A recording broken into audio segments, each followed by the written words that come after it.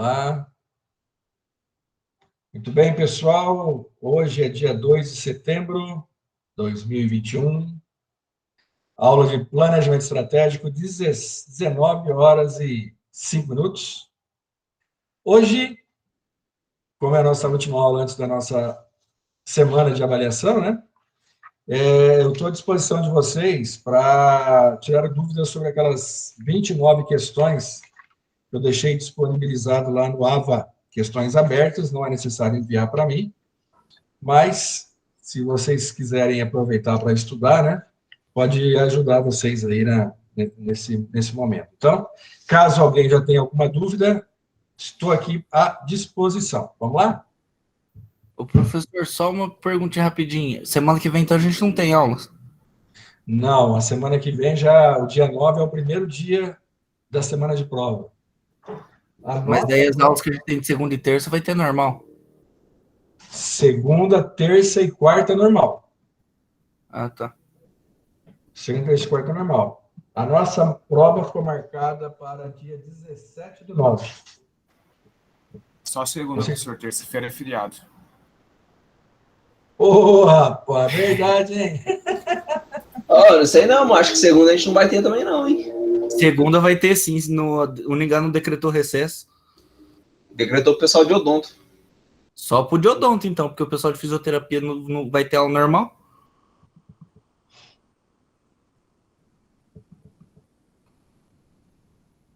Mas a nossa aula é na quinta. E na quinta já começa a semana de prova.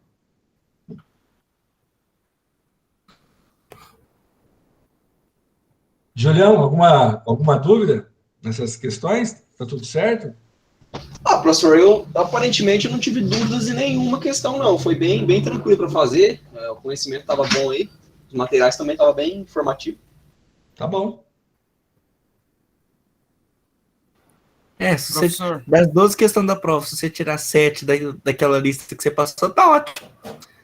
Nessa 13 ali, o que seria o posicionamento na mente do cliente? Boa pergunta, seu Eric. Posicionamento e participação de mercado, eles acabam se confundindo. É importante que vocês, né, já vão se acostumando com essas nomenclaturas, porque às vezes numa pergunta de concurso, o pessoal pega vocês, né? Então, participação de mercado é um número. Qual a participação de mercado do Bombril no Brasil, né? O Bombril tem 80%, 70% de participação de mercado. Então, participação de mercado é um número daquele total que é vendido naquele mercado. A gente faz uma pesquisa e verifica qual a sua participação de mercado. Então, a gente podia até pensar o seguinte: qual é a participação de mercado da Uningá no mercado de ensino superior na cidade de Maringá? É um número, tá? Posicionamento é aquilo como as empresas são vistas pelos clientes ou gostariam que os clientes a vissem. Então, por exemplo, sabão em pó Omo, o mais branco, lava o mais branco. Então, quando você pensa em um sabão em pó e você quer ter uma roupa branca, vem à sua mente sabão em pó Omo. Então, posicionamento é aqueles atributos que vêm em relação à marca. Quando você vê uma estrelinha, né, uma estrela circundada por um arco, né, da Mercedes, num carro de passeio, o que vem à sua mente, Eric? Luxo. Luxo, conforto, status. Isso é posicionamento. Tá? Então, Tem empresas que se posicionam por preço baixo, não tem problema nenhum. Aquela loja, tudo por R$1, tudo por até R$5, né? Não tem problema nenhum. Então, posicionamento é aquilo que vem à nossa mente quando nós vemos nos deparamos com uma marca, uma empresa, por exemplo. Né? Chocolate Copenhague, o que vem à cabeça de vocês? Caro. Caro. Então, status novamente, né? Vem qualidade na mente de vocês também? Né? Qualidade, né? Qualidade. Então, posicionamento é isso. Então, como é que você quer ser visto? Né? Então, vamos ver a pergunta 13 aqui, ó. Apresente 3 formas de posicionamento na mente do cliente que a empresa pode adotar. Então, pessoal, você pode escolher, né? Por exemplo, vou montar uma empresa, né? Dentro do seu planejamento estratégico, vou montar uma empresa e eu quero ser percebido como uma empresa de preço baixo. Não tem problema. Tem muita gente ganhando muito dinheiro atendendo classe D. Ô, professor, nessa aí eu mencionei preço, qualidade e, acho que, se não me engano, líder de categoria também. Sim, o Bombril é líder de categoria. Né? É o produto que mais se vende em termos de landiaço no Brasil. Preço. Então, você se posiciona com preço baixo. Não é um problema. Problema nenhum. Desde que você tenha rentabilidade e consiga ter lucro, sem problema. Né? A gente percebe muitas vezes que aqui na região, e temos que tomar um cuidado com isso, né? Até nós já falamos em aulas anteriores sobre a empresa da família do Cadu, né? De que eles em cada bairro têm um perfil diferente de portfólio de produto para atender o perfil das pessoas, né? A gente tem que entender claramente isso. Se você está atendendo um grupo de pessoas mais simples, né, com renda mais baixa, não tem problema nenhum. Os caras são mais sensíveis a preço. Agora, você pode ter uma outra marca para atender classe A, que quer exclusividade, né? A qualidade já é uma coisa que já está intrínseca, né, para essa classe aí, né? Quer dizer, você comprar uma BMW, comprar um Mercedes, um Audi, né? Nem se fala em qualidade, né? A qualidade já tem uma obrigação dessas marcas. Então, a resposta do Júlio está adequada. Como é que eu quero me posicionar? Eu quero ser líder de categoria. E líder de categoria é uma coisa que tem muitas empresas que querem ser, né? E às vezes não conseguem. Então, imagina uma cidade como Maringá, você querendo ser líder de categoria em uma área de varejo, por exemplo. É uma disputa bem acirrada. Né? Preço, você tem o menor preço. Qualidade. Né? Então, eu falei para vocês aí, ó, né? De repente, você olha a marca e lembra da qualidade do produto. Né? Então, eu estou me estendendo um pouquinho aqui nessa conversa sobre posicionamento, porque em alguns concursos, a pergunta induz você a confundir posicionamento com participação de mercado. Então, o cara começa anunciado lá que a empresa tem 30% de mercado, né, e é vista como uma empresa de preço baixo, tal, e aí pergunta, qual que é o posicionamento dessa empresa no mercado? E a maioria das pessoas vão lá no número, 30%. Não. 30% é a participação que ela tem do todo daquele mercado. Já o posicionamento é aquela imagem que a empresa gostaria de ter ou tem em relação aos seus clientes. Tá? E que fique claro para vocês, pessoal, não tem problema nenhum ganhar dinheiro com uma empresa simples, atendendo as classes mais baixas, as classes de renda mais baixa. Não tem problema nenhum, tá? É que, às vezes, o empreendedor, ele monta uma empresa, né, bem simples, e aí ele começa a ganhar dinheiro, e a própria família começa a pressionar para ele melhorar o estabelecimento, né? Então, esse processo de transição tem que ser muito bem estudado, porque, às vezes, você muda de um perfil de cliente ao você sofisticar demais a sua loja. E aí que vai o planejamento. Bom, Então, você quer também atender classe A? Ok, mantém o nome daquela empresa para classes mais baixas e cria outra marca, por exemplo, para não causar confusão, né? Em cidades onde nós temos uma classe A bem robusta e destacada, né? Por exemplo, as capitais, né? As pessoas de uma renda bem alta mesmo, elas não compram produtos das classes mais baixas, né? Então, em cidades menores, nem tanto, porque aí você tem um convívio maior, né? Mas, principalmente nas capitais, onde nós temos uma classe, número maior de pessoas de renda mais alta, é muito nítido isso, né? As pessoas de renda mais baixa querem comprar produtos de pessoas de renda mais alta. E as pessoas de renda mais alta não compram produtos das pessoas de renda mais baixa. Existem exceções? Claro, sempre, né? Mas eu digo em termos de sempre maioria, né? A maioria pensa assim, tá? Então, posicionamento é isso aí. Foi boa a pergunta que o Eric trouxe, né? Para que vocês atentem-se a isso, tá, pessoal?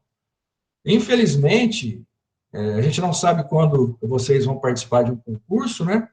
Agora, há pouco antes de entrar na nossa aula, eu estava dando uma checada nas redes sociais e tem uma vaga, uma não, várias vagas para agente local de inovação.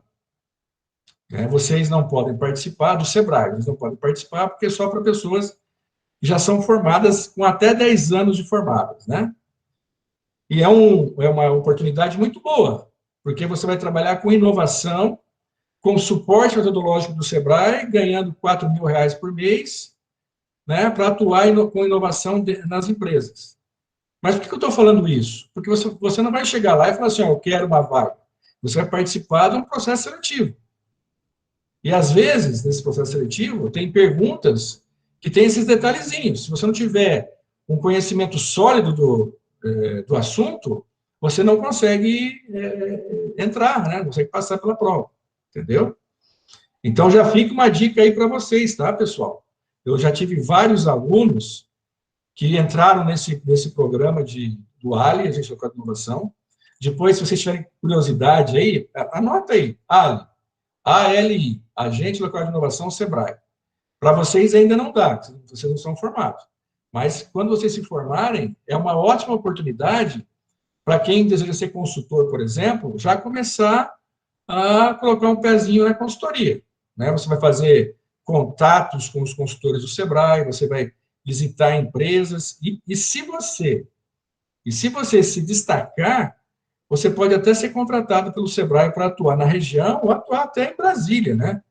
O primeiro ano que nós tivemos esse ALI aqui na região noroeste, o ALI de Umuarama foi contratado para trabalhar no Sebrae de Brasília, né? Então, mas, professor, nós estamos falando de posicionamento, que o senhor fala de vaga para o Sebrae?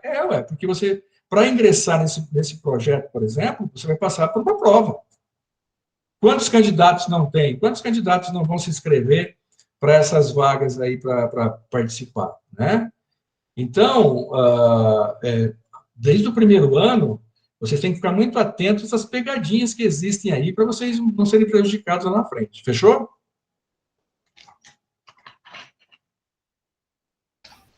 Professor, a pergunta 12 aqui, ó. Eu respondi, mas eu fiquei com uma incerteza. Os 4 elementos limitadores da postura estratégica. O que você respondeu, meu amigo Júlio? Espera aí. Eu coloquei estratégias de sobrevivência, manutenção, crescimento e desenvolvimento. Aí, acho que entre parênteses, eu coloquei análise SWOT ali também. Olha que coisa. Todos concordam com a resposta do Júlio? Os 4 elementos limitadores da postura estratégica? Alguém respondeu de forma diferente? Eu não consegui responder, professor, não deu tempo. Ah, tá. Se vocês... Vou pegar aqui acho que é a aula 2 do segundo bimestre, terceiro bimestre. Deixa eu abrir ela aqui. Olha lá, ó. Opa! Postura estratégica. Já no primeiro slide, vocês vão perceber, a gente fala, ó, limitadores da postura estratégica. Se vocês tiverem condições de abrir aí, abram, que está já de cara. Agora, você abriu o slide da aula 2, você vai ver. Aula 2? Isso, aula 2 do terceiro bimestre. Aliás, desculpe, aula 3 do terceiro bimestre. Aula 3 do terceiro bimestre, desculpa. Aí você vai ver os limitadores ali, ó. Aí tem, entre uma caixa que eu criei de vermelho, tem análise SWOT, né? Que análise SWOT, nós vamos fazer aquela avaliação. Então, ela limita, né? Pontos fortes e pontos fracos, oportunidades e ameaças. É um limitador. Qual é o outro limitador? Quem conseguiu abrir já vai identificar.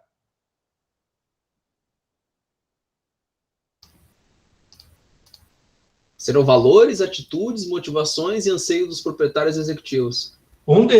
Esse é um deles. Então, falta de interpretação aqui. Eu tenho análise SWOT e eu tenho também o perfil, os valores do dono da empresa, dos diretores da empresa.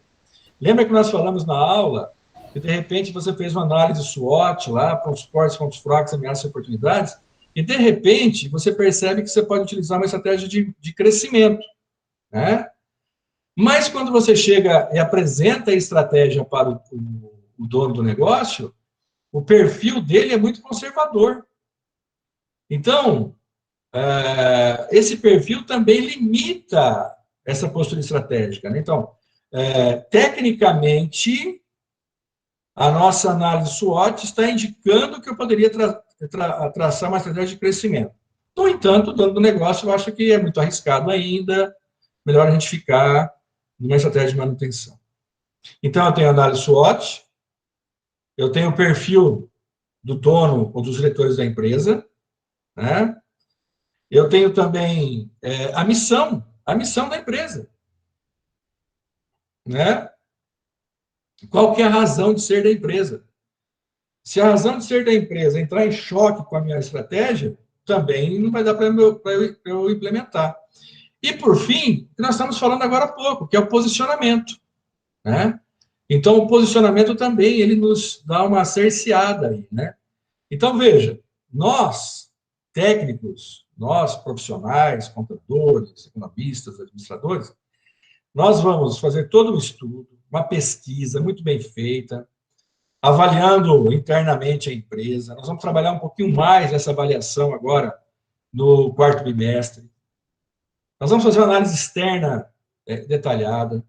Vamos chegar, então, na matriz da postura estratégica, com indicativo de qual tipo de estratégia. No entanto, antes de você passar essa estratégia para o dono da empresa, você tem que checar missão, posicionamento. Aí você entrega para ele. Ó, tecnicamente é isso. E aí ele vai olhar se dentro do perfil dele está adequado. E pode acontecer também, pessoal, isso é muito comum, de você chegar para o cara e falar assim, ó, tecnicamente, nós vamos praticar uma estratégia de manutenção. E o cara fala, não, eu acredito no mercado, acredito na minha empresa, nós vamos fazer uma estratégia de crescimento. Então, nós, técnicos, nós temos que apresentar tecnicamente qual é o resultado do estudo. Agora, se o dono da empresa ele quer assumir riscos maiores enfim, quer implementar outra estratégia, nós não temos o que fazer, nós simplesmente temos que, de duas uma, né? Ou você aceita e vai junto com ele no processo, né? Ou você pede demissão, se você for contratado da empresa, né? Mas isso é normal, tá, pessoal? Isso é muito... Não fiquem frustrados. Não fiquem frustrados. Eu já passei por poucas e boas com relação a isso, tá? Você faz um trabalho lá, entrega, mas beleza, né? Recebi meus honorários, né? Fui tomar meu vinhozinho lá no final de semana, numa boa, tranquilo, numa boa, e o cara pegou o estudo e fez o que ele quis, né? Agora, a responsabilidade é dele, né? A nossa parte tem que estar feita, tá bom? Então, retomando aí, né, pessoal? Análise SWOT, missão, posicionamento e o perfil do empreendedor. A minha ficou inconclusiva, então, eu só tinha mencionado a SWOT ali. Eu demorei a interpretar um pouco. Aí você começou a entrar nos tipos de estratégia. Mais alguma? Ô, professor, você poderia explicar a 29, que pergunta do Joint Venture? A Joint Venture. Aí, ó, né? As meninas que estão presentes aqui, né? A Tainara, a Ana, a Giovana, né? É uma sugestão de nome para filho, né? Imagina, né? Tem um filho lá, chama, oh, Joint Venture, né? Vem aqui, coisa e tal, né? Brincadeira, hein, pessoal? Para com isso. Nome de herdeiro. O Pedro colocou aqui, valores, atitude, motivação e anseios prioritários. Esse aí é um, Pedro. Faltam os outros 3, tá?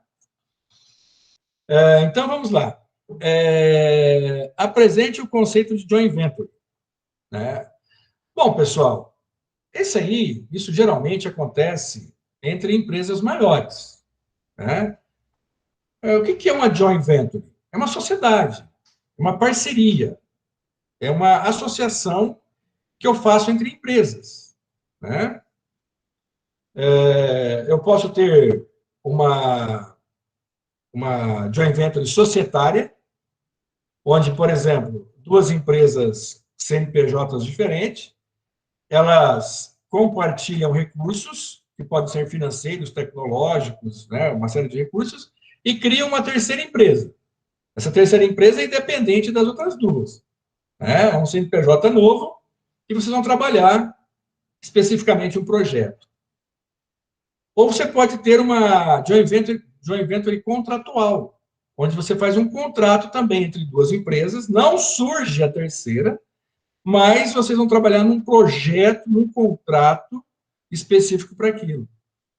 Então, pode ser que vocês sejam, por exemplo, 2 montadoras, e você está trabalhando num projeto de um novo câmbio, por exemplo, que esse câmbio vai ser, pode ser utilizado pelas 2 marcas independentes, né? Porque muitas vezes não fica tão visível para o consumidor, né? Coisa e tal. Então, pessoal, joint venture, reforçando para vocês, é uma forma das empresas se associarem, né? Criando uma terceira, ou simplesmente criando um contrato para trabalhar num projeto específico. Né? Claro que isso só acontece porque as 2 entendem que, juntando os recursos que eles têm, eles vão conseguir ter um resultado melhor. A Auto Latina, né, foi uma joint venture, vocês são jovens, vocês não lembram disso, mas foi uma joint venture entre a Volkswagen e a Ford. Eles criaram uma empresa no Brasil, juntaram as 2 marcas, depois separaram novamente. Né? A Sadia e a Perdigão montaram uma terceira empresa para vender cortes específicos de aves para a Rússia. Né? Então, vejam, às vezes eu tenho 2 empresas concorrentes no Brasil que elas se unem para atender o mercado exterior, por exemplo. Tá? É bem mais comum isso com grandes organizações profissionalizadas. Né? A nossa região, né? Empresas pequenas, não é comum a gente perceber isso. Né?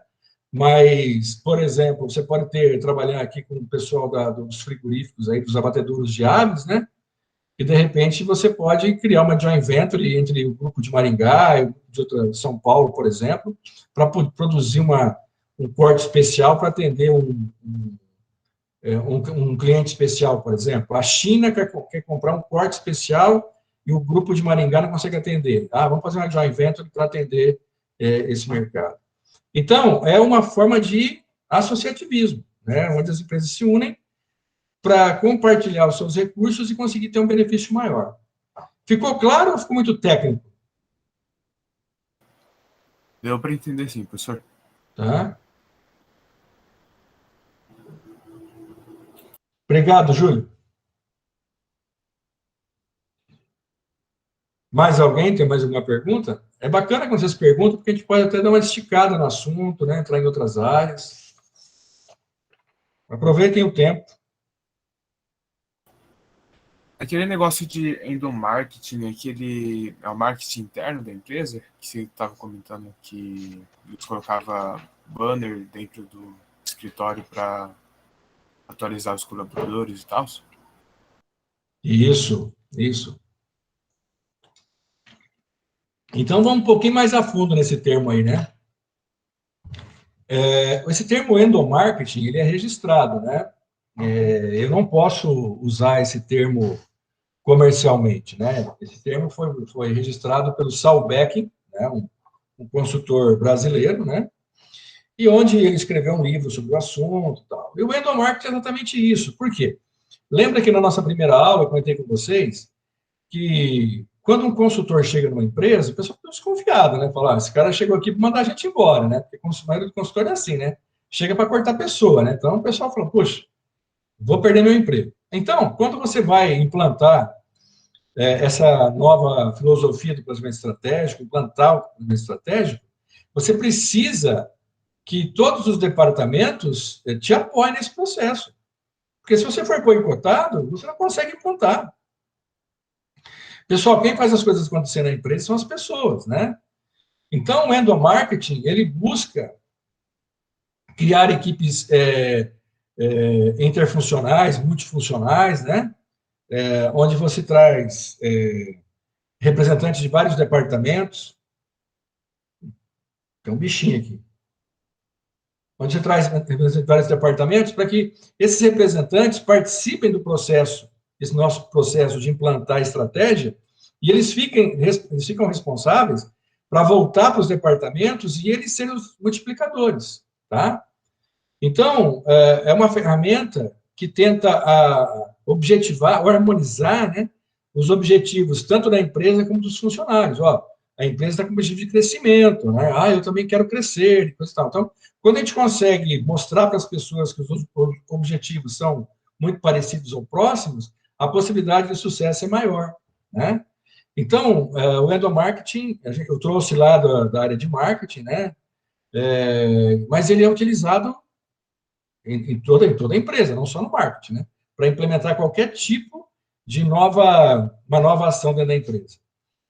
E muitas vezes, né, você trabalha com a comunicação interna, né? Então, você coloca banners, ó, o planejamento estratégico está chegando, precisamos de vocês, venham participar das nossas reuniões, né?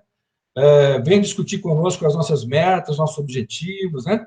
E aí você faz toda uma campanha para envolver os colaboradores, né? E para você tirar esse medo, né, das pessoas que você está ali para reduzir custo e mandar o pessoal embora, né? Então, nós temos que vencer barreiras, porque como nós vimos lá no primeiro bimestre, olha lá, hein? Ó, né? Lá quem mexeu no meu queijo, muitas pessoas são muito reticentes, avessas à mudança. Perfeito? Então, estou na empresa aqui faz 10 anos. Nunca teve esse tal de planejamento estratégico. O que esse cara quer inventar aqui? Agora vai ter métrica, eu tenho que ser avaliado? Não gostei. Então, o cara passa a boicotar a implantação do planejamento estratégico. E aí, pessoal, não anda. Se as pessoas boicotarem, não anda mesmo, né? Eu vou contar um exemplo para vocês, não de implantação do planejamento estratégico, mas quando nós fomos auxiliar na informatização do estoque de uma empresa varejista de Maringá, né? A gente, por mais que a gente fizesse a contagem do estoque físico, né, depois, quando nós íamos checar, não batia, né? E para encurtar a história, não batia por quê? Porque as pessoas que iam contar, elas contavam errado exatamente para não dar certo. Sacaram? Como é que funcionou ou não? Então, veja, ó, eu quero colocar no computador aqui, eu quero ir lá, vou lá no supermercado do Cadu, eu entro no computador aqui, está no estoque, falar, eu tenho lá tantas latas de Coca-Cola. Aí eu tenho que ir lá no estoque físico e conferir se tem aquela lata de Coca-Cola lá, né? E aí, então, nós fomos implantar, né? Compramos computadores, software. E aí, qual que era o primeiro passo? Depois que nós cadastramos todos os produtos no computador, né? Código, é um trabalho danado, né? Código, tal. Aí nós fomos fazer a contagem física. Mas como alguns colaboradores eles se aproveitavam da bagunça do estoque para aproveitar e levar para casa algumas coisas, eles não queriam que o estoque batesse, porque aí é um balanço, isso mesmo, Ana. A gente fez um balanço, mas não um balanço contábil, né? Aquele balanço que a gente faz no final do ano para poder depois fazer lá o fechamento da contabilidade. Nós fizemos um balanço para começar a controlar o estoque. Só que a gente ia, a hora que a gente fazia a checagem, não batia. Aí o pessoal falava, ó, o teu programa aí, o software não funciona. Olha só a malandragem dos caras, tá vendo? Ó, patrão, o software dos caras não funciona, né? E aí, então, nós passamos os membros da equipe, né, quem estava implantando, nós passamos a acompanhar a contagem. E aí nós percebemos claramente como é que os caras contavam, né? Claro, peraí. Então, o cara chegava assim na prateleira, né? Pegava, olhava para as caixas, começava a contar, ó, 1, 2, 3, 4, 5, 6, 7, 10 caixas, né? Aí não, peraí, para. Põe a escada, sobe, abre a caixa. Aí nós vimos que tinha caixa que estava vazia, só tinha caixa, né? Tinha itens que sobrava, itens de um produto e faltava do outro.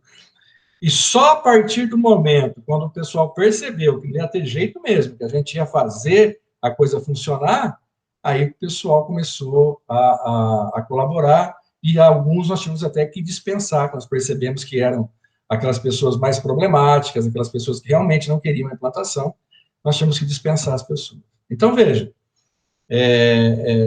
quando você vai para a empresa, na prática, fazer a coisa acontecer, cara, você vai enfrentar muita resistência. Então, tem que saber como chegar, né? Chegar numa boa, né? Você não é o dono da verdade, você está ali para ajudar na implantação, né? Você está ali para facilitar o processo para eles, e por aí vai. Então, o endomarketing ajuda nesse aspecto. É uma ferramenta para criar um ambiente mais favorável para que a gente possa implantar essas mudanças. Beleza?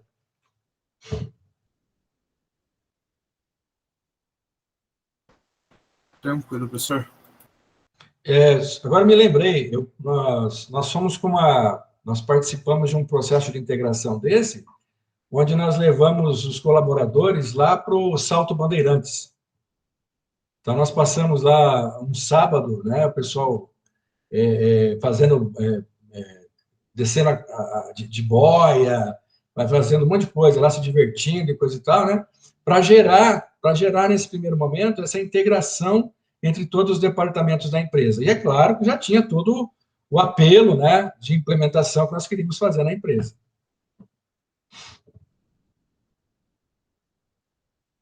Mais alguma pergunta? Fique à vontade, pessoal. Estamos aqui para isso. Quem chegou agora, nós estamos tirando as dúvidas do questionário aberto com 29 questões que está lá no lado, tá? Fiquem à vontade aí, caso tenham dúvidas. Júlio, se tiver mais alguma dúvida aí, não leva dúvida para casa, não, tá? Professor, sobre o concorrente arrojado, ele é aquele que tem a resposta rápida e eficiente, né, sobre os ataques do concorrente. Exatamente, exatamente. Né? Esse é um cara que ele tem recurso, porque tem muito concorrente, Júlio, né, que ele deixa de ser arrojado por falta de recurso mesmo, entendeu? Eu sou muito pequeno, né, então é difícil eu contra-atacar, né? Mas, de modo geral, o arrojado é esse cara mesmo, esse cara que reage a qualquer tipo de ataque, né? Lembra que eu contei para vocês o caso lá do meu aluno, né? Que ele conseguiu 3 EcoSport, né? A empresa dele ia sortear um EcoSport para todo o Brasil. Ele colocou em 3 supermercados em Londrina um EcoSport, fez uma ilha com creme dental, né? Ele falou, agora eu vou rachar de vender creme dental, né? E aí o concorrente, o dia que ele lançou essa campanha, o concorrente dele, que é outra multinacional, lançou nos outros supermercados de Londrina umas moças, umas meninas, com umas bandejas com promoções de leve um creme dental e ganhe uma escova, creme dental com um enxergatório bucal e por aí vai, né? no final das contas, fazendo um balanço, viu? A Ana falou, né? Quando ele fez o balanço, ele falou assim, professor, tudo que eu ganhei de venda nessas 3 lojas, eu perdi nas outras, ficou 0-0, né? Então, é o exemplo do concorrente arrojado. O cara não esperou para ver o resultado, o cara já veio com um contra-ataque, né, Júlio? Isso aí. Olha o Éder fazendo suas observações aí. É. Então, pessoal, essa é uma questão também que tem que ficar muito claro para a gente, tá, pessoal? A gente pode ter um bom relacionamento pessoal com os nossos concorrentes, né? Eu tive um exemplo na minha casa, né? O meu pai, ele foi o fundador do Sindicato Material de Construção em Maringá, né? E ele passou muitas horas indo visitar os concorrentes para convidá-los para participar do sindicato, né? Aliás, primeiro era uma associação, para depois virar sindicato, né?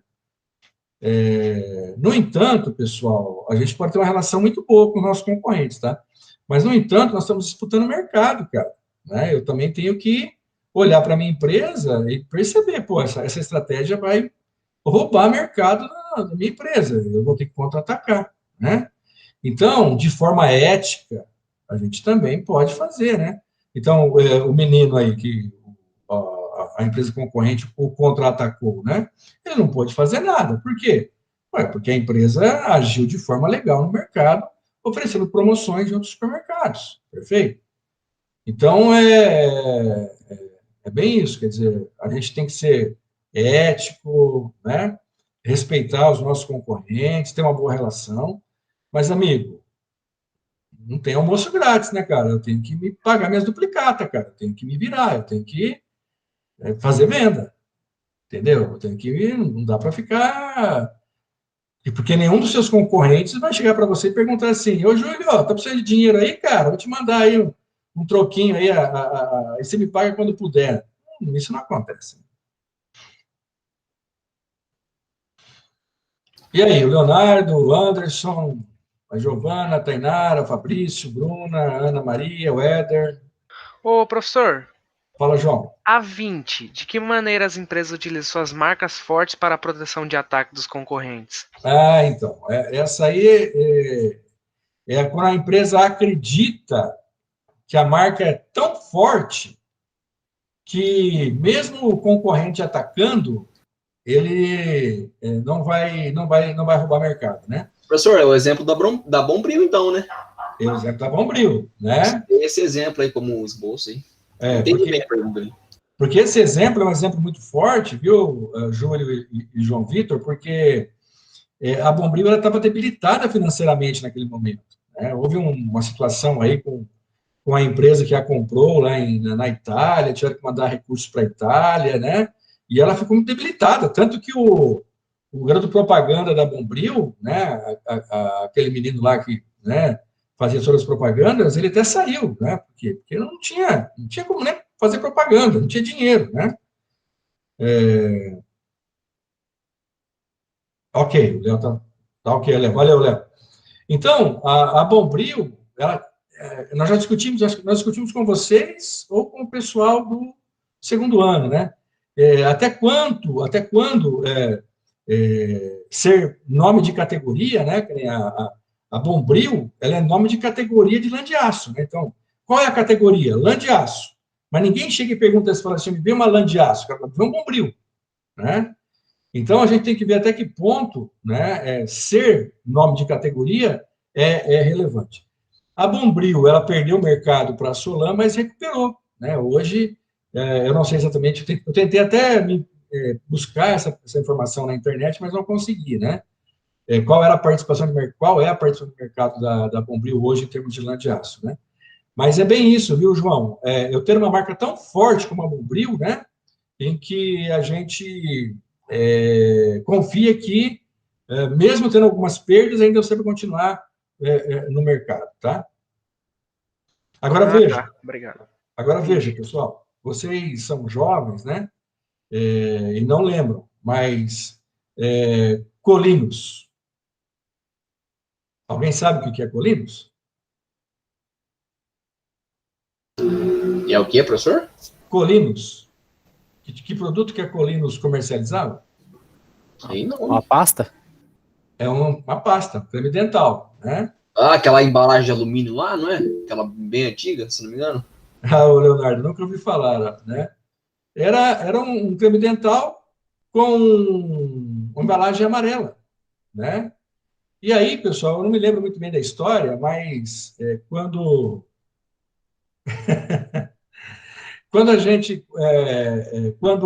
uma empresa foi comprar a Colinos, né? O CAD, que é o Conselho de Autorregulamentação, né, do mercado, né? Ele falou o seguinte: olha, você pode comprar essa empresa, mas não pode usar a marca Colinos, né? E aí não tiraram do mercado, ficaram lá 5 anos sem usar a marca, né? E caiu muito a percepção da marca Colinos. Agora parece que eles estão começando a usar novamente essa marca, né? Porque até então era proibido, né? Então, no lugar da marca Colinos, colocaram a marca Sorriso. E era até o mesmo jingle. A gente estava acostumado com as musiquinhas da propaganda da Colinos, Colinos, Sorriso, né? Era a mesma coisa. Então, o que eu quero alertar vocês é o seguinte: é lógico que a Bombril é um caso à parte, porque ela continuou no mercado, ela continuou operando, ela continuou com produto no supermercado, mesmo ela retirando as propagandas que não tinha dinheiro para fazer, ela estava presente nos pontos de venda, né? E aí ela conseguiu manter a percepção na mente do consumidor. Agora, você tem a marca, você retira ela do mercado, não tem produto, não tem propaganda, o mercado esquece rapidamente. Então, temos que cuidar das nossas marcas.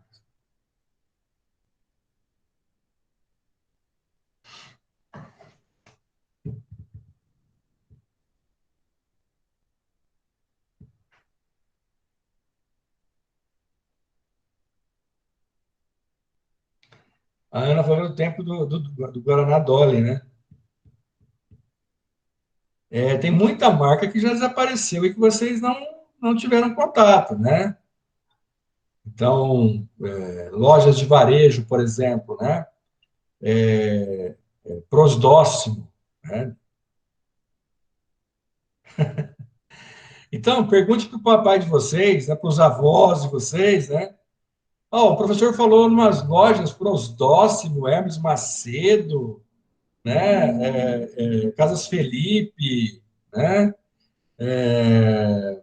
Supermercado Catarinense, e aí uma série de marcas que desapareceram, né, pessoal? Ô, professor, explica a 5 para a gente aí. Ana, você pedindo, vamos lá, né? Opa, define empowerment, né? Olha que nome bonito, né? Ana, essa questão do empowerment, mais uma vez, é muito boa a participação de vocês, né? Porque faz a gente caminhar um pouquinho mais no assunto. Né? É quando você dá autoridade para o seu funcionário tomar decisão. Né? Então, tem que ficar muito claro para nós o seguinte, pessoal. Quando eu dou autoridade, eu permito que o meu vendedor, por exemplo, o meu gerente, né, enfim, os meus funcionários, de modo geral, eles tomem decisões, algumas delas eles vão errar. E o que eu vejo em algumas empresas é que, quando eu falo em empowerment, de dar poder para que os nossos colaboradores decidam, o dono da empresa ele não quer que o cara erre. Isso não existe, pessoal. Para eu não errar, eu não tomo decisão. Se você falar assim, Galileu, você vai numa empresa, só que eu quero que você tome decisão e não erre nenhuma. Então, eu não vou errar nenhuma, porque eu não vou tomar nenhuma. Né? Então, quando você dá esse poder para o seu funcionário, você tem também que colocar uma métrica, tem que colocar algo para medir o nível de acerto e erro que ele vai ter. A partir do momento que ele extrapola, que passa a errar mais do que o normal, você tem que chamá-lo para conversar. Né? Então, eu vou dar um exemplo que fica mais claro para vocês, que é mais fácil de medir.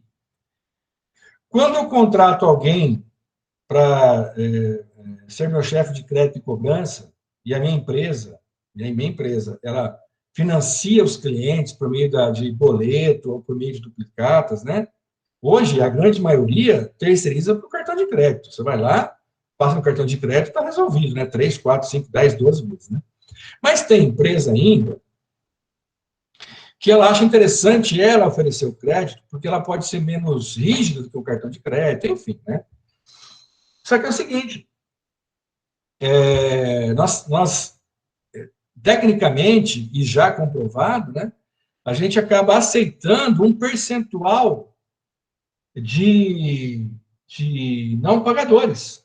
Então, o Galileu foi contratado para ser o chefe da carteira de crédito da empresa tal. E, durante o mês, 3% de tudo que eu liberar, pode ser que os caras não paguem, né? Então, porque é assim que funciona. Porque se eu for trabalhar para liberar crédito e não perder nada, eu não vou liberar crédito. Eu só vou liberar para quem não precisa, né? Então, aquelas pessoas que precisam, eu acabo não liberando, porque a pessoa pode não me pagar. Então, esse exemplo é para dizer para você o seguinte, quando eu dou esse poder para o meu colaborador, né? Então, por exemplo, o cara chegou na loja com um problema, o primeiro combate é do vendedor. Então, vendedor, você tem autonomia para conversar com o cliente e tentar resolver o problema dele até nesse nível aqui. Chegou nesse ponto, não resolveu, aí você chama o gerente. A gente vê em algumas empresas, né, que você é abordado por gerentes muito atenciosos, aliás, vendedores muito atenciosos. Outro dia não, faz alguns anos, né, nós compramos um fogão para uma tia, né, e aí deu problema, né, e aí então eu cheguei na loja, né, o vendedor todo gentil, bom dia, eu sou o fulano, qual é o seu nome, né, meu nome é Galileu, tá? Ô, seu Galileu, em que posso ajudá-lo? Né? Eu falei, eu estou com um problema num fogão que eu comprei com vocês aqui. O cara, mas não é comigo não, tem que falar com o gerente, E sumiu. Né? Eu fiquei dando risada, né? Falei, o cara nem quis ouvir qual era o problema, entendeu? Já chama o gerente, entendeu? Então, a gente tem que trabalhar dentro da organização dando certos poderes para que os nossos colaboradores possam ir resolvendo alguns problemas e não sobrecarregar os outros, né? E dentro dessa questão de implantação do planejamento estratégico, eu vou ter que ter pessoas chaves dentro desse processo que vão ter que ter esse poder, né? Eu não posso ficar dependendo de toda decisão cair sobre mim, né? Então, eu acabo dando poder para essas pessoas que participam desse processo. Elas têm a autonomia também para delegar para os seus subordinados até o ponto que ele acha que é adequado. Então, é isso que é o empowerment. Beleza, Ana?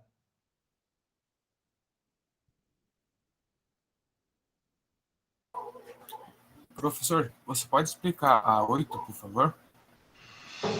Muito bem. É comum muitos empreendedores iniciarem um negócio com pouco ou nenhum planejamento. Isso é normal mesmo, pessoal. E alguns conseguem êxito. Mas por que esse cara consegue êxito? Ele tem uma reserva financeira, ele tem um know-how muito grande daquele negócio. O cara foi gerente de uma loja há 30 anos. Eu conheço uma pessoa da família, né? Que ele foi gerente de loja de roupas durante 30 anos. Depois ele montou a dele. Então, tá tudo na cabeça dele, né? No entanto, com o crescimento da empresa, em alguns casos, chegamos no momento de dar um salto. Né? Então, eu montei lá minha mercearia lá no bairro, né? O bairro estava começando, montei minha mercearia, né? Ou seja, abrir uma filial, ou até mesmo aumentar a empresa, né? Nesse caso, que cuidado devemos tomar? Então, vamos lá. Alguém pode me ajudar? Então, eu estou 5 anos no bairro, estou lá com meu estoque, consegui comprar minha casa com um carrinho bom, mas eu agora, né, dentro dos meus pontos fortes aqui e das oportunidades do mercado, eu acho que dá para crescer, né?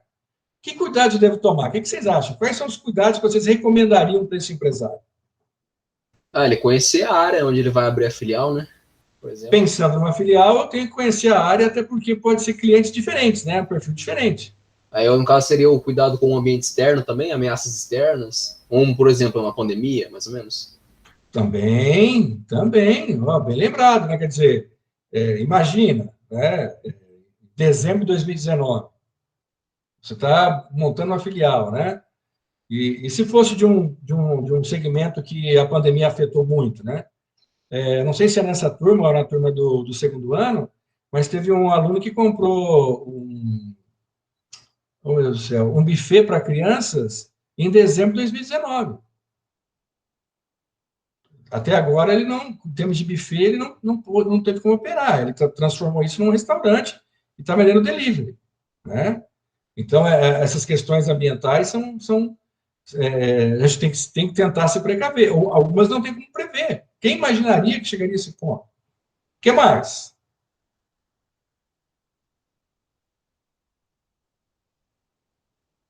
O que mais? O que vocês acham? Ajuda aí, Anderson, né?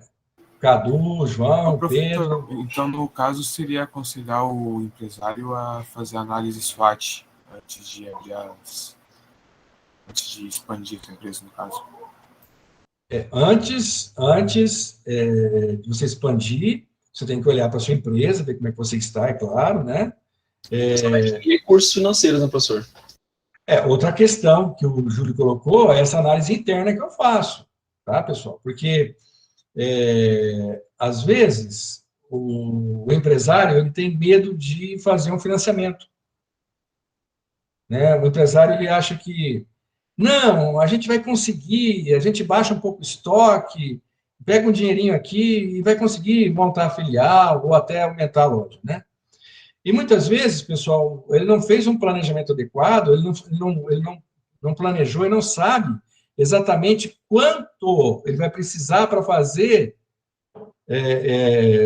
implantar essa estratégia de crescimento. Então, bom, para montar uma filial, vou ter que alugar o ponto, mais estoque, prateleiras, funcionários, e por aí vai, reforma, pá, né? O cara não faz um plano de negócio, não coloca ali no papel para ver, né? Não faz um planejamento para ver exatamente quanto que é. E aí, às vezes, o cara começa a montar a filial, e aí o que acontece? Começa a faltar mercadoria na loja dele. Por quê? Porque ele está tendo que pagar compromissos com a abertura da loja, e ele não tinha essa reserva, né? Ele está contando com a venda do dia a dia mais o estoque dele. Então, infelizmente, vai aí um alerta para vocês, e por favor, eu não sou contra as empresas crescerem, pelo amor de Deus, não é isso, mas com cuidado, porque tem muito empresário que está indo muito bem e de repente dá um salto mais longo do que ele consegue, e aí ele morre no meio do caminho. Ele perde a filial e perde a loja que ele já estava operando. Por quê? Porque a forma de financiar estava errada. Então, eu vou precisar de 300 mil, 400 mil reais. Ok, preciso de 400 mil reais. O que eu tenho de reserva? Eu tenho aí 50 aplicado, que eu não vou precisar, essa aplicação já está, né, tal. E o meu estoque da minha loja está um pouco alto, dá para baixar um pouquinho, faço mais uns 20 mil aí e tal. Ok. Né? Então, se você precisar de 300 mil, você tem 70, você tem que buscar 230 no mercado. E aí, pessoal, quando você está com a empresa boa, com uma aplicação e coisa e tal, é muito mais fácil chegar no banco e pedir um financiamento. Né? Porque o gerente vai pegar lá na hora, pelo histórico, né? Bom, senhor Galileu, a movimentação aqui está boa, né? Recebimento de cartão de crédito, ok, beleza, aplicação, ok e tal. Pô, legal, né? Quanto o senhor precisa? Preciso de 230 mil, mas no longo prazo. Eu quero pagar isso em 10 anos. Opa, então vamos pegar aí vamos ver se a gente consegue alguma coisa no BNDES, BRDE, alguma agência de fomento, para que você possa esticar o pagamento dessa dívida, né? Mas, infelizmente, tem empreendedor que acha que não. Vou ficar com uma dívida para 10 anos? Está louco. Eu quero fazer isso no peito e na raça. Aí acaba perdendo as duas empresas. Então, crescer é bom, né? É ótimo, puxa vida, vai gerar emprego, para a economia é ótimo, né? Enfim. Mas tem que ser bem planejado, tá? Tem que ser muito planejado. Além de você fazer uma análise SWOT bem adequada, isso também tem que verificar se você tem recursos para fazer isso. Ô, professor, eu Pois não, trabalhei Ana. numa. Meu sogro tinha uma fábrica, eu trabalhei com ele 5 anos, e tinha uma vendedora ali, e ela tinha bastante conhecimento no Paraguai. A maior rede, assim, os vendedores dela era dali, né? Aí ela tem uma amiga agiota lá. Ela perturbou tanto a cabeça do meu sogro para fazer um empréstimo, que essa agiota, ele acabou fazendo. No final das contas, ela foi para o Paraguai com uma gripe, pegou aquela gripe H1N1 lá no Paraguai, Ixi, ficou 15 dias lá, veio para cá ruim, já internou, morreu, e meu sogro ficou com a dívida, doidinho. olha, meu Deus do E a céu. agiota só metendo a pressão na cabeça dele. Complicado, hein? Muito complicado. Ficou, professor, ele ficou assim num beco sem saída. Oh, Porque meu mexer Deus com do aquele céu. povo do Paraguai lá não era fácil. Aí foi que ele conversou e conseguiu e pagou tudo ela. Mas ficou Tá vendo louco, hein? só? Situação complicada essa, né?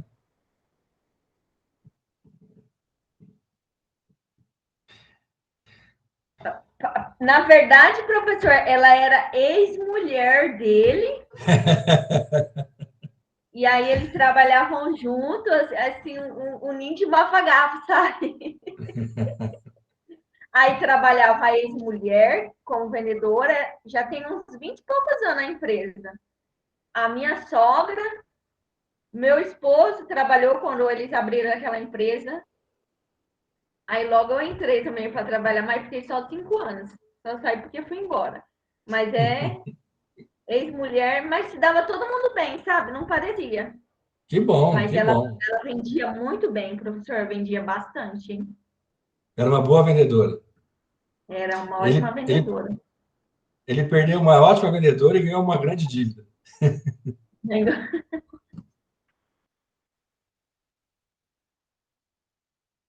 Mais algumas?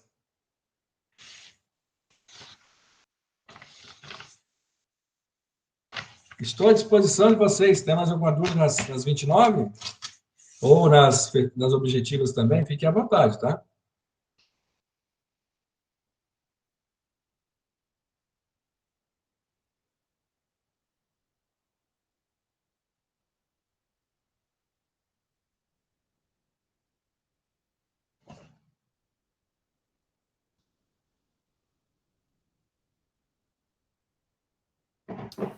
Professor, as duas maneiras para as classificações das estratégias. Qual pergunta que é? É a 9. Ah, nós temos aí várias maneiras de você classificar a estratégia, né? Amplitude, né? Então, tem a estratégia, lembra que nós vamos lá? Estratégia corporativa, né? Que é a estratégia no nível mais alto, né?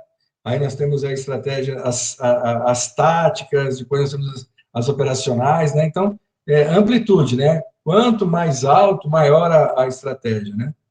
E também nós falamos sobre a estratégia que você utiliza uma única estratégia para atender o seu objetivo, ou É a pura, no você... caso, né? Isso, exatamente. Aí eu mencionei essa pura e a conjunta lá. Legal.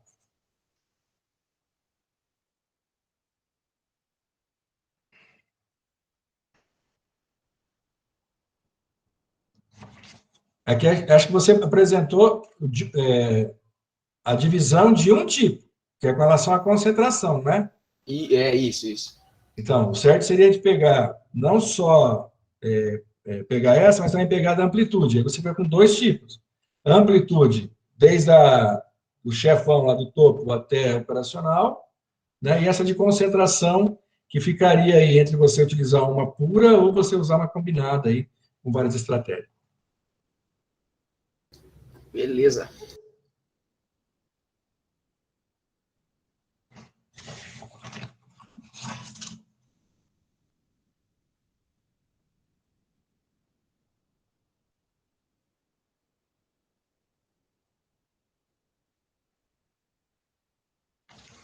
A 4 alguém já perguntou? Não. Então, a 4, Ana, eu comentei um pouquinho em outra resposta, tá? Minha outra pergunta. Já vamos na 28, Pedro. A 4 é o seguinte, ó. Qual o papel das equipes interdisciplinares no processo de implementação das estratégias? Foi aquilo que eu falei para vocês. Você tem que buscar representantes de todos os departamentos, né? Então, não dá para você parar a empresa para implementar a estratégia. Então, eu chamo alguém do financeiro, recursos humanos, marketing, produção, se for o caso de uma indústria, né? Logística, depende do tipo da empresa. Nós montamos uma equipe, né? Que nós chamamos aí de interdisciplinar, porque tem representante de todos os departamentos. E cada um desses representantes vai ter que disseminar essa nova ideia nos departamentos que ele atua. Entendeu? Então, a gente chama vários representantes desses departamentos para que eles possam nos ajudar a implementar a estratégia.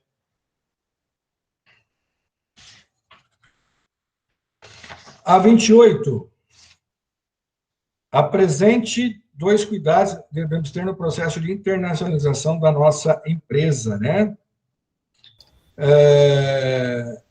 Aí eu até usei um exemplo. Fala, Júlio. Eu ia falar.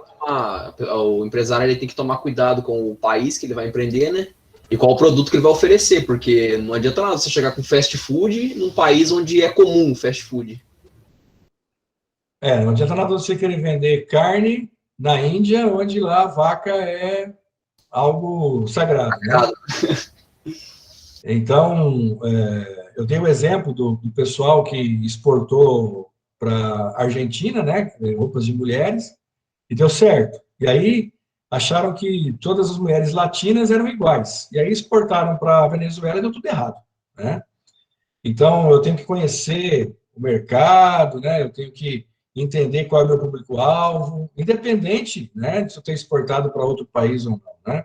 É claro que eu vou usar a estrutura da empresa, né, todo o meu conhecimento que eu já tive no outro país, claro que eu vou usar para exportar para o outro, mas eu tenho que respeitar a cultura local, conhecer, né? Às vezes, o simples nome do produto que você coloca em um país acaba comprometendo o sucesso do produto, né?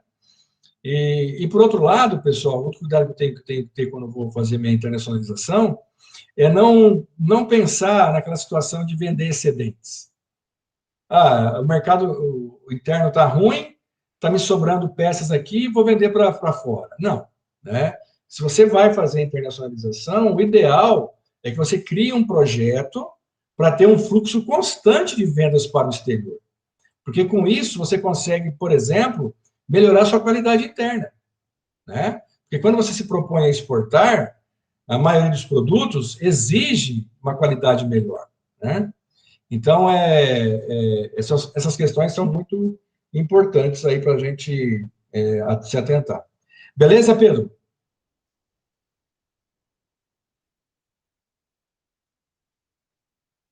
Foi respondido? Beleza.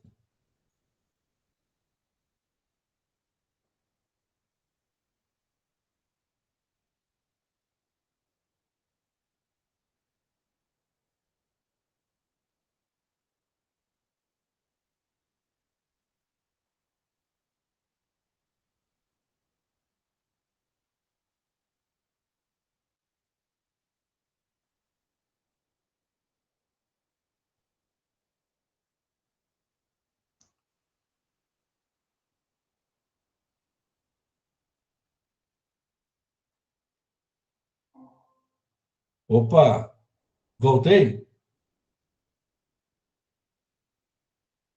Tinha caído a rede aqui.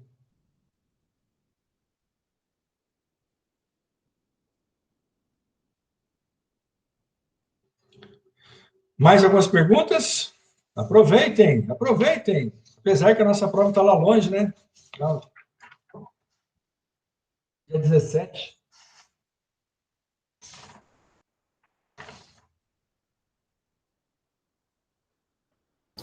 Professor, esse bimestre a gente levou azar na semana de provas. Caiu uma prova isolada na segunda-feira, só ela lá.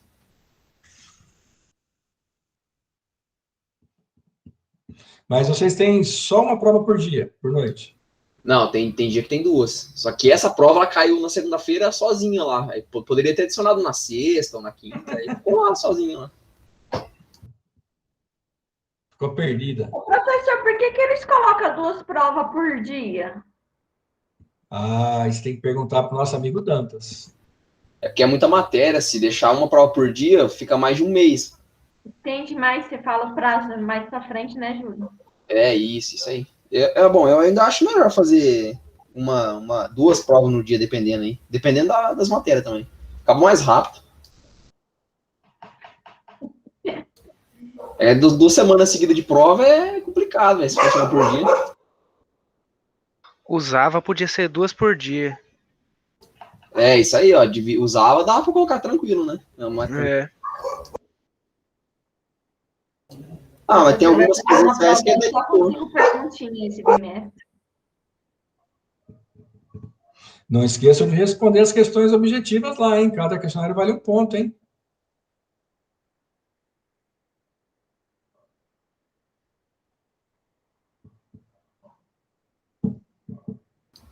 Esse bimestre aqui eu achei ele mais tranquilo, professor, em todas as matérias, em questão de conteúdo, assim. O segundo bimestre, algumas matérias ali foi meio chatinho o conteúdo. Né? Estão se acostumando já.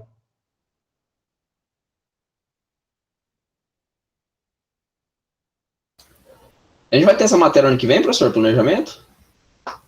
Não, planejamento já tem que encerrar esse ano. Aí vocês vão ter outras disciplinas diferentes. Mas o senhor vai dar aula pra gente ano que vem, né? Olha, modelagem de negócio que o senhor dá no segundo ano, né? Que o senhor falou? Modelagem de negócio. Depende do professor Dantas, né? Se ele falar assim, não quero mais você aqui, aí tchau, Galileu, né? Mas aí o professor Dantas já temos uma relação profissional já de 20 anos. A gente trabalha junto há 20 anos. Aí sim. Professor já é figurinha repetida na casa.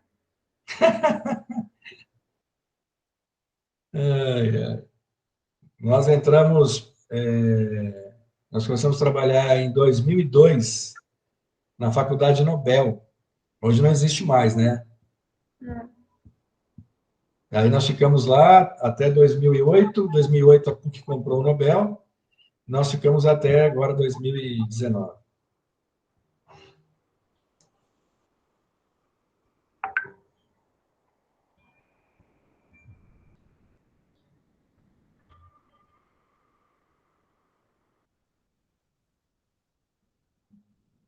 Ontem eu conheci o Balan, professor. Você conhece? Balan? É. Professor? É. Não estou lembrado. Professor Balan. Tem um outro que usa um aparelhinho aqui, não me recordo o nome. Ele é professor de agronomia. Mas Então, TCC ontem. quando eu entrei na Uningá, já bateu a pandemia, e quer dizer, quase não vou lá, não conheço ninguém. Tadinho, passou mal.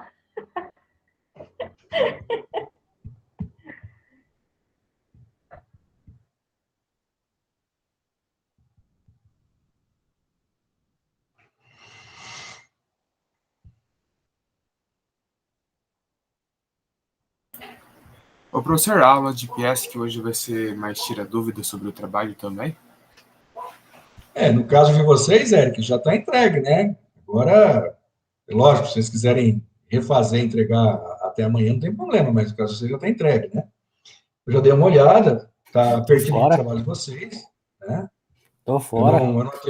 Eu não atribuí nota ainda, mas o trabalho está adequado. Vocês já cumpriram a etapa de vocês, né? Então, vocês estão convidados a participar da nossa aula de PIESC como convidados, né? Está lá para ajudar os outros colegas, né? E eu vou estar à disposição, se algum grupo ainda tiver alguma dúvida, para tirar essa dúvida, para que eles entreguem até amanhã, né? Para aí sim eu possa atribuir a nota para vocês até a semana que vem. Professor, então a gente está convidado a ver a aula, mas sim, quem já entregou está tranquilo. Eu entreguei o meu agora há pouco. Bom, quem já entregou já cumpriu a etapa. Eu vou fazer a correção. Na primeira aula do quarto bimestre, eu vou fazer a devolutiva para vocês, né? Vou cada trabalho a gente vai comentar individualmente para vocês, tá? E aí nós vamos começar já a trabalhar para completar o Canvas. Então, para quem já entregou, estão convidados a participar, mas não é necessário, porque vocês já cumpriram a tarefa que era entregar o trabalho, tá bom? Beleza. Ô, Ô, professor, o trabalho do Anderson começou com o grupo cheio, 6 pessoas, aí a cada etapa do trabalho foi diminuindo uma. Agora ficaram em 3, né? Ficou em 3. Eu, o Rafael e o Anderson. Isso. Professor, Legal. Oi, falando. não, pode finalizar que eu vou fazer uma pergunta aqui.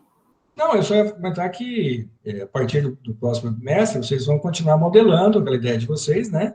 Uhum. E aí vocês vão perceber exatamente que, puxa vida, quanto detalhezinho, quanta coisa tem que pensar, tem que ver, né? Então, de repente, parece que é bem simples, mas conforme você vai se aprofundando, vão aparecendo algumas dúvidas. E é para isso que a ferramenta serve, né? Para te dirimir essas dúvidas aí. Mas pode perguntar.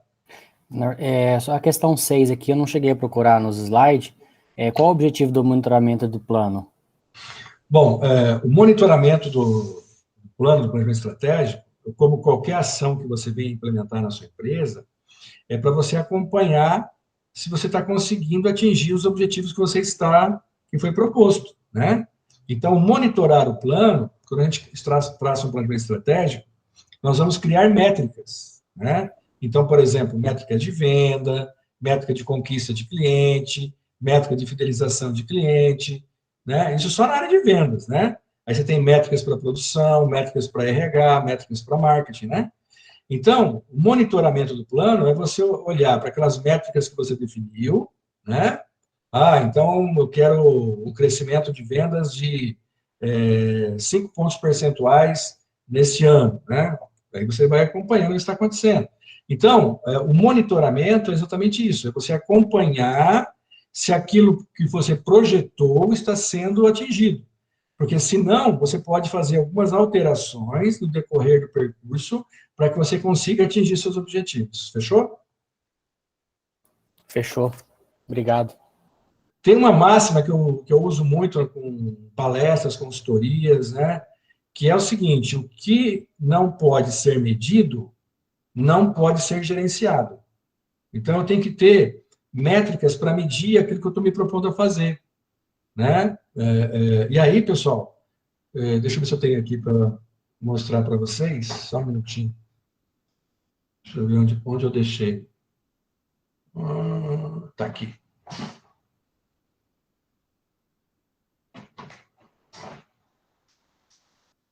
Ó, aqui só são métricas de marketing. Dá uma olhada aqui, ó. Olha o tamanho do livrinho aqui, ó, tá? Então, aqui tem métricas para você trabalhar área de vendas, área de marketing específica, né? E aí ele fala aqui, ó, gerenciamento de produtos e portfólio, rentabilidade do cliente, gerenciamento do canal de vendas, promoção, né? Então, veja, esse aqui é um livro que trata só de métricas específicas para as áreas de marketing. Então, nós temos para a área de finanças, para a área de produção, entendeu?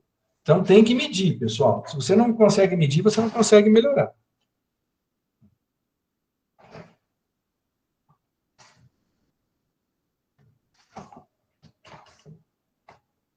Essa é a máxima, né? Não adianta a gente querer falar, não, vamos melhorar se você não coloca um parâmetro para você melhorar quanto, né?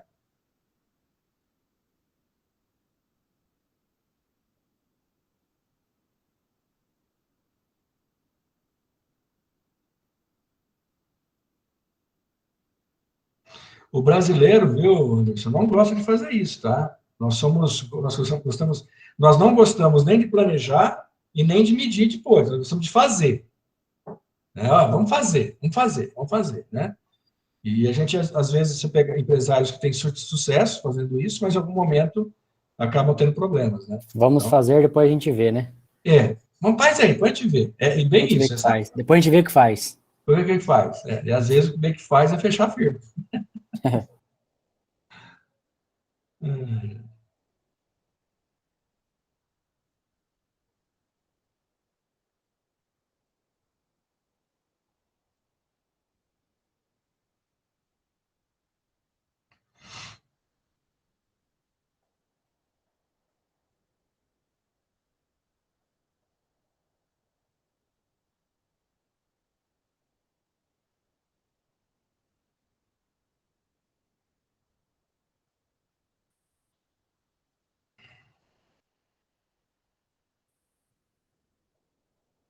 Mais alguma dúvida, pessoal? Ou paramos por aqui?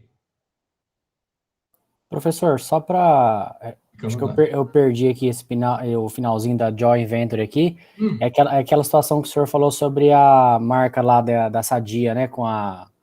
Não, Perdigão. beleza. Da Caperdigão. É. Beleza. Só para retomar um pouquinho, Anderson, nós temos tempo ainda. Eu estou perguntando porque o pessoal estava, né, quietinho, então, às vezes. Mas, enfim, a joint venture ela tem duas modalidades, tá? Ela tem a contratual, né? Aquela onde você cria simplesmente um contrato entre duas empresas para você operar um projeto específico. E tem a societária, quando você pega as duas empresas aqui e cria uma terceira, né? Um CNPJ novo, né? Então, de acordo com o seu objetivo, você pode escolher qual tipo você quer implementar. Só para ter uma noção, seria tipo assim, pegar a Volkswagen e a Ford, que eles desenvolveram aquele carro, né? O Escort com motor AP e o Gol com motor CHT? Mais ou menos assim. Quando a Volkswagen e a Ford, elas se uniram, elas criaram uma joint venture chamada Auto Latina. Aí era uma terceira personalidade jurídica. Uhum. Agora, eu não sei exatamente o projeto desses dois carros como acontece, mas pode acontecer isso mesmo. Então, de repente, eu crio uma joint venture só para trabalhar especificamente um carro, um item do carro, que a gente vai compartilhar aqui. Ó. O resto, tudo fora. Mas esse item nós vamos compartilhar aqui.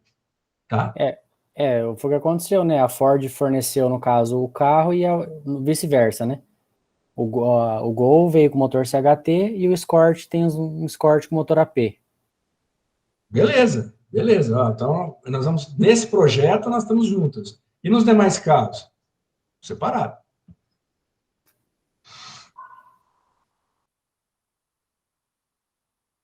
E essa é uma cultura que ainda o pequeno empreendedor ele é meio reticente, sabe? Né? Não gosta e tal.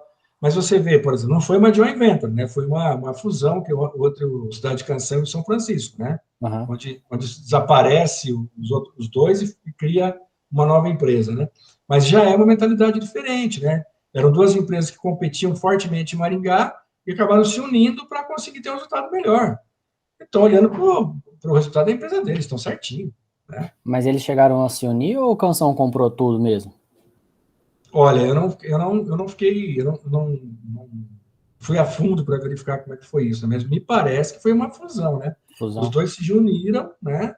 E tanto que na hora de escolher o nome, surgiu o Cidade Canção, porque o São Francisco já estava sendo usado em São Paulo por outro concorrente. E o cara quis muito caro para vender a marca para eles, entendeu? Uhum. Então, isso é outra questão que vale a gente pensar, né? Quando a gente é pequeno, você tem poucos recursos.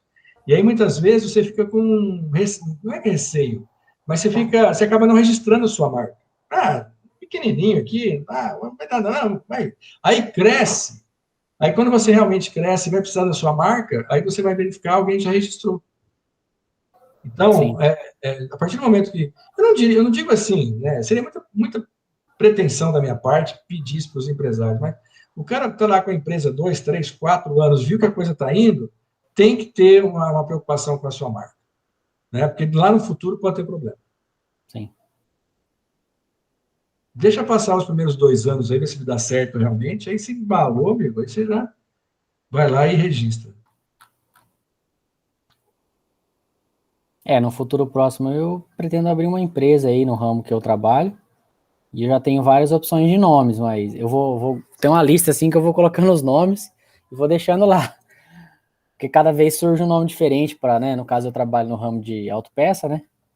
E a gente fica sempre mexendo com as peças, aí a gente vai vendo uns nomes diferentes, fala, poderia colocar esse nome legal, nome que marca, né? Chama eu como contador, hein? Com certeza. Aí, já está contratado, na verdade. Já não está oficializado. Hoje em dia, vocês vão estudar isso com o professor Marcos, né? Vocês vão ter que tomar cuidados com o nome, que eu digo o seguinte, o nome curto, muitas vezes, né? O nome de fácil pronúncia, que não tenha significados em outras línguas pejorativo, que você consiga usar tanto no mundo real como no mundo virtual, né? Todas essas questões têm que ser observadas. E eu vou contar uma história para vocês aqui, né? Eu tenho uma ex-aluna, o nome dela é Lúcero, ela é peruana, Lúcero, né? E todo mundo chama ela de Luz. Eu contei já para vocês. E aí, um dia ela me ligou. Professor Galileu, eu estou montando uma empresa de consultoria e precisaria que o senhor me desse uma luz aqui, uma orientação aqui, para qual nome que eu devo colocar na minha empresa, né? Ela tem esse sotaque peruano, né? Aí, marcamos uma reunião, aí eu falei, beleza. E aí, Luz, o que você me fala? Não, professor, eu quero que quando o cliente pense em consultoria, lembre da minha empresa. Quando o cliente pense em palestra, lembre da minha empresa. Quando o cliente pense em comércio exterior, lembre da minha empresa. Pai. Falei, bom, tá. Que nome nós vamos colocar na sua empresa, né? Ela falou, então, professor, o que o senhor acha? Tal. Eu falei, já sei. Luz Consultoria. Nossa, professor, que legal. Gostei, hein? Luz Consultoria, resolvido, né? Quer dizer, luz, curto, rápido, fácil de falar. Todo mundo já conhece ela por nome de Luz, quer dizer, já vai associar a empresa a ela. Né? Então, às vezes, a gente que é o dono do negócio, fica pensando, você acaba saindo da estratosfera, e quando um nome está perto de você. Tá ali, né? Está ali. Por isso que eu fico anotando, professor. Eu vou anotando, vou deixando lá. Aí depois a gente vê o que faz. Aí você deixa, cara, tô falando, agora vamos dar uma filtrada aqui. Vamos filtrar, porque tem muita opção aqui. Tem muita opção. E outra coisa, pessoal, a gente constrói a nossa marca. Você constrói a sua marca. O que tem a ver Gol com companhia aérea? Sim. Azul, até tudo bem, o céu é azul, né, mas também não tem muita coisa a ver. Então, você, lógico, e pode perceber, ó, Azul, Gol, TAM, TIM, porque é Telefônica Itália Mobile, que é a abreviatura e tal. Você está percebendo que são nomes curtos, fáceis, né? Uma sonoridade, coisa e tal. E aí você constrói a sua marca, né? Você vai, a partir do momento que você começa a botar a sua empresa a rodar, você começa a divulgar a sua empresa nas redes sociais, na televisão, por exemplo, e a coisa começa a acontecer, vai ficando, o nome vai ficando conhecido. Então, a gente constrói a nossa marca também. Então, existe uma ansiedade dos empreendedores, quando nos procuram como consultor, que a gente encontre um nome que já diga tudo, mas não existe isso. Entendeu? Não tem. Um nome que o cara olha e já saiba. Não tem, você vai ter que construir. Então, pegue alguma coisa fácil, simples, que você consiga depois olhar assim como é que fica no teu computador, como é que fica nas redes sociais, né? E é isso aí. E vai dar certo. Interessante.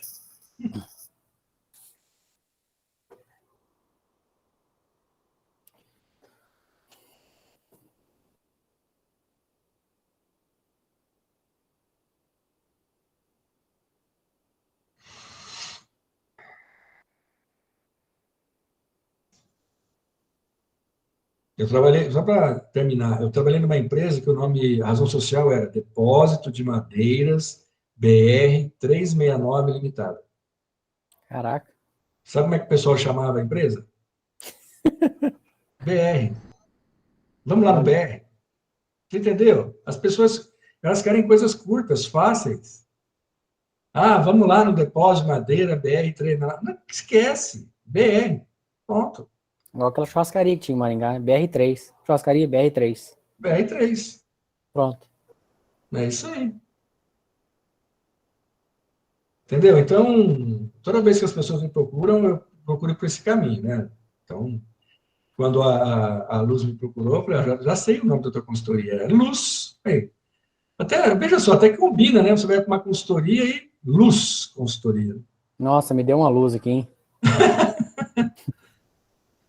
A minha empresa eu tive duas empresas registradas com CNPJ, né?